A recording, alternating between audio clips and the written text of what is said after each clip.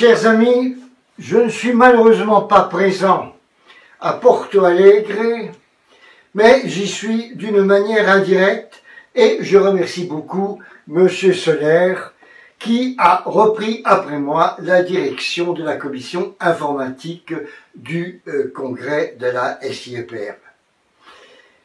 Je vais vous présenter les Brepolis Latin Databases telles qu'elles se présentent dans leur état actuel, parce que tout cela est en modification constante.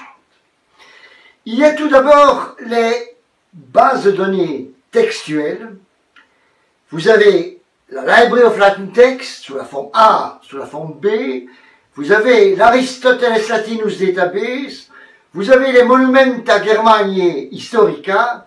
Et vous avez la latinité irlandaise. Tout ça peut être interrogé soit séparément, soit sous la forme unique en recourant à ce qui s'appelle CDS. D'autre part, à côté et parallèlement au texte et en communication avec eux, il y a les ouvrages de type dictionnérique. Cela va de l'Antiquité jusqu'à la Renaissance. Il y a bien sûr le Tu Forcellini, qui, rappelons-le, est le seul dictionnaire latin complet, en attendant, mais il faut encore attendre, la finition du Thesaurus Linguae Latinae. Il y a le lexicon et l'onomasticon qui, pour le Thésaurus, est définitivement arrêté à la lettre D. Il y a le Louis Short, où il y a possibilité de partir du latin vers l'anglais ou de l'anglais vers le latin, le Blaise patristique, le Blaise médiéval, le dictionnaire patristique de Souter, le Ducange, les latinités régionales ou nationales. Il y a actuellement l'italien, l'hongrois, la région de Léon, vient de s'adjoindre le lexicon Bohemorum et surtout, en ce qui concerne la Macédonie, le dictionnaire du latin médiéval britannique. Et nous espérons pouvoir compter sur la collaboration des responsables pour que tous les autres dictionnaires qui n'y sont pas encore soient inclus. Il y a alors deux ouvrages proprement philosophiques. Ce sont des ouvrages qui sont de la Recensio Latinitas, mais qui sont d'une très grande importance. Ils présentent un résumé absolument intéressant pour tout chercheur. C'est le Lexicon Philosophicum de Chauvin et celui de Micraelius. Il y a des ouvrages sur le latin médiéval, ecclésiastique, mais qui sont particulièrement pris en considération pour les débutants. Un ouvrage essentiel qui est nouveau, c'est le Lateinische synonymique qui permet de connaître tous les mots qu'il importe d'interroger. Parce que c'est ça le problème, c'est que quelles sont les formes qu'il faut interroger quand on cherche des notions ou des réalités diverses. Il y a toujours des mots auxquels on ne songe pas. Enfin, il y a 4 ouvrages proprement dus à des médiévaux ou des gens de la fin du Moyen-Âge.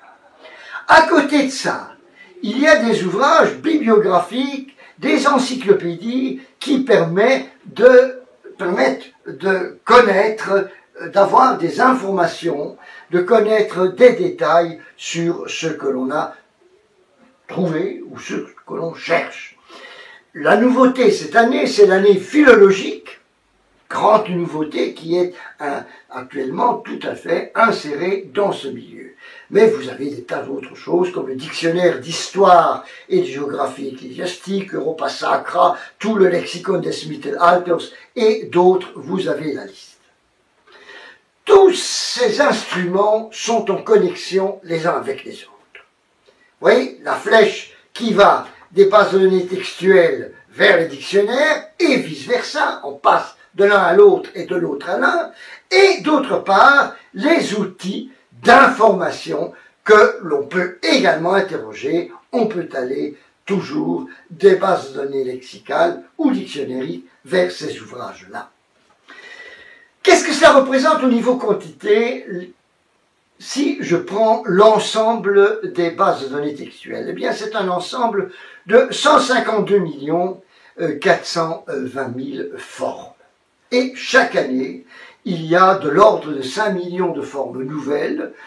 Ce sont essentiellement des textes nouveaux, des auteurs nouveaux, ou aussi des éditions nouvelles de textes repris selon des éditions antérieures.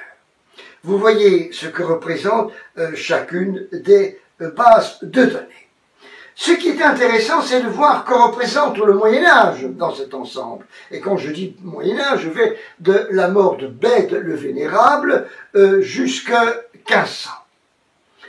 Vous voyez, l'Antiquité est complète. Ce qui manque, c'est l'épigraphie. Mais sinon, tous les textes y sont. La période patristique, tous les grands ténors y sont, et beaucoup d'autres, puisque ça représente plus de 30 580 000 formes. Ce qui est évidemment le plus important, et ce qui croît le plus, c'est la période médiévale. Vous voyez que nous en sommes maintenant à bien au-delà de 105 millions. La Recentio Latinitas également devient de plus en plus importante.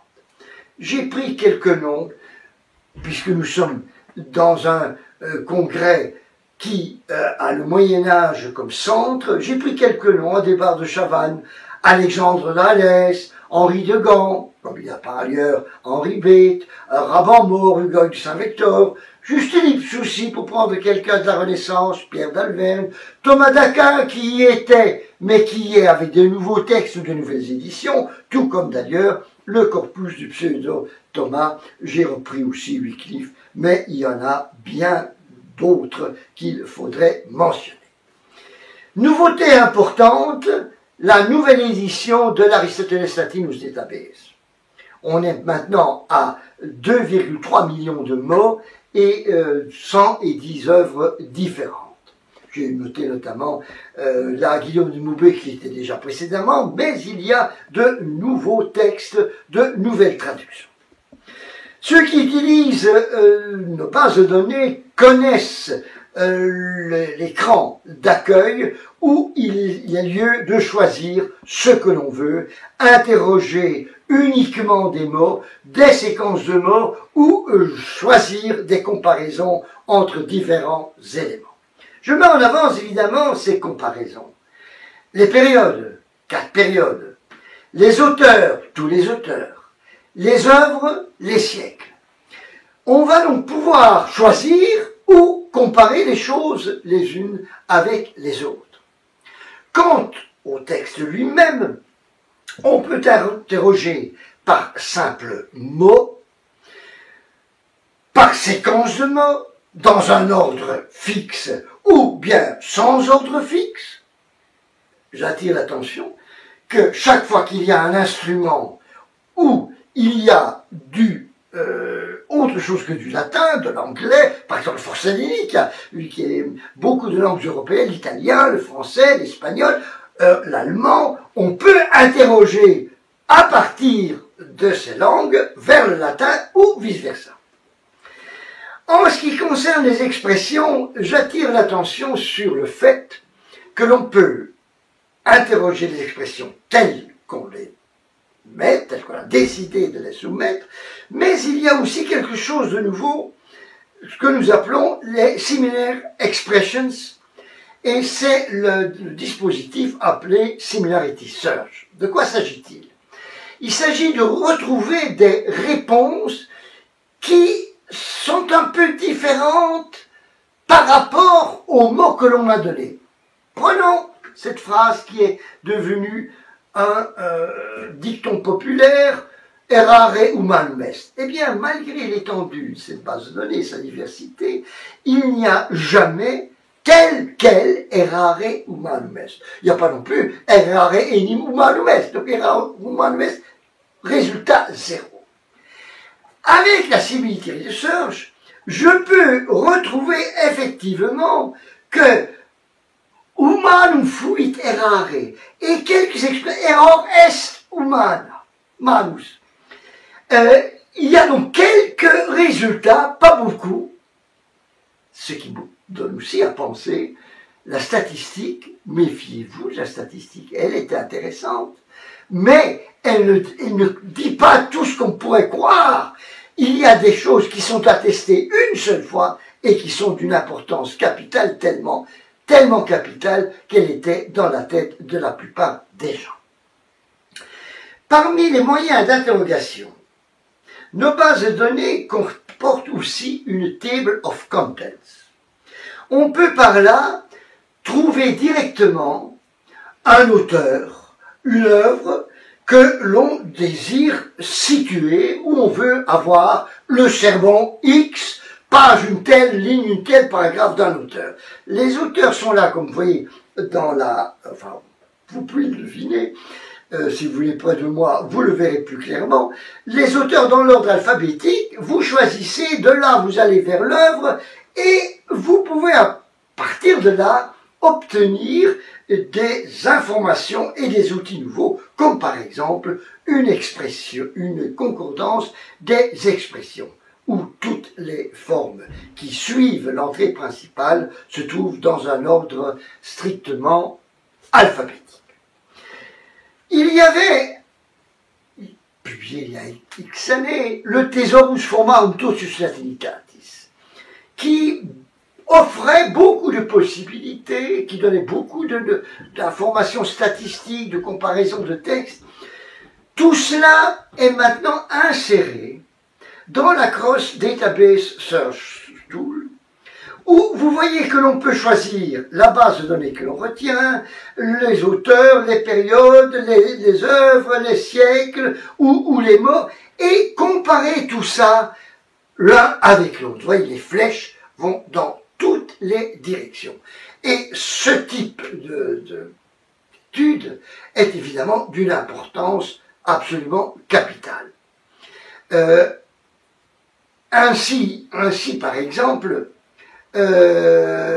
peut-on étudier également un auteur, avoir le vocabulaire qui est propre à cet auteur et qui ne se trouve jamais ailleurs. C'est notamment le cas de Augustin qu'on a comparé. On voit les plus de 5000 formes qui se trouvent que chez lui et pas ailleurs.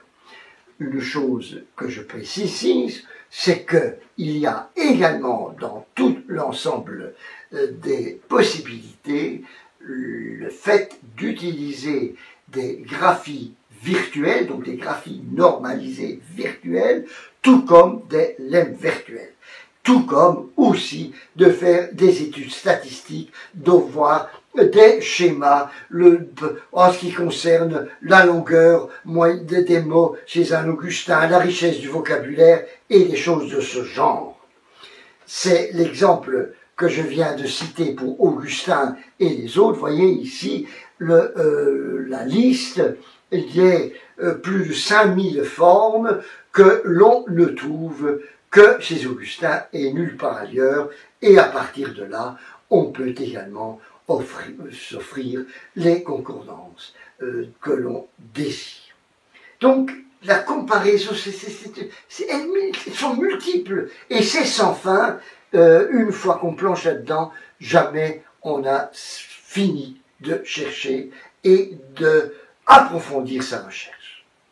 Je vous donne, en vous remerciant d'ailleurs de votre attention, je vous donne les adresses auprès desquelles vous pouvez communiquer vos désirs, vos remarques, vos observations. Si vous trouvez une erreur, évidemment, il y a toujours des erreurs quelque part, nous passons un temps considérable à corriger, à vérifier, une référence qui ne serait pas tout à fait exacte.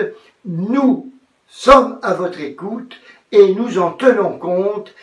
Ça sera modifié dans l'édition qui va suivre votre envoi. Voilà, vous avez ici mon email et vous avez aussi l'adresse de Prépolis. Vive le Moyen-Âge, vive la recherche, vive notre communauté. Merci.